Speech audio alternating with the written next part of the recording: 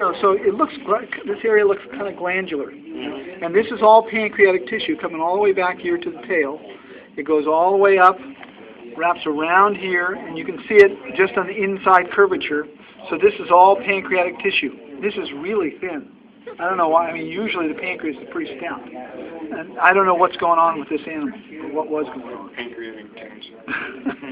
I don't think so, not with the weight it's got. But, it's hard to say.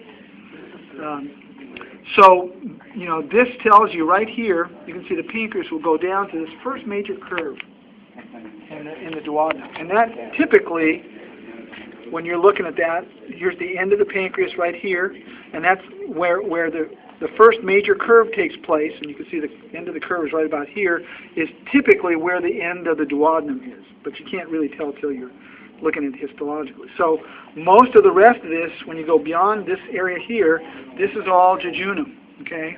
And I'm going to lift this up so you can see some of these things. We'll see it better on the other animal, but this is probably all jejunum area here.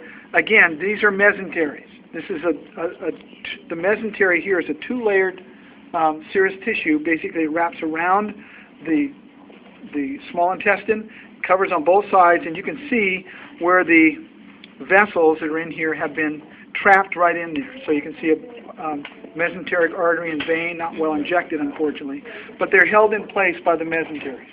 Because when you get around here, that's basically all capillaries associated with the villi. Okay, so that's important. So you follow this all the way around, and eventually, this would be quite a bit longer in us or in other organisms. Then you come, if you follow it all the way around, eventually you'll come to this large structure. And again, not as easily seen here because there's so much fat in this. But basically, here's this last section right in here goes into this other tube, which you see right. This is a bigger tube, kind of goes underneath here. Where are we going here? Let's turn, here it is, right here. So just undo it. So this structure right here, from here down to here is the colon. Oh, okay. It's really short. Yeah. Okay? So this little knob here looks like somebody's pinky. Of course, it has fat around there, and I haven't taken that out. That's the cecum. Okay? That's the cecum. And notice that where the ileum comes in, here's the ileum right here. Here's the cecum the same as like the appendix? The cecum is where our appendix is going to be.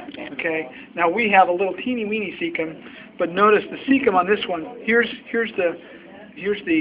is the last part of the small intestine. It's the ileum.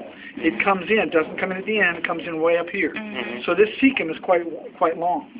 Now, and if you palpate that, even going through the adipose, you can feel a muscle right there. It's a spiral valve, and that's the ileocecal valve. Okay. It's really a spiral valve with a muscle associated with it. And so basically when there's a peristaltic event, it pushes a little bit around that spiral valve and pushes it into the large intestine. Now what I was pointing out before, the reason we're not going to see ascending, transverse, descending colon is because there isn't one. Basically, this is really short. So basically you've got the colon, you've got a descending colon, and that's really about it. Okay.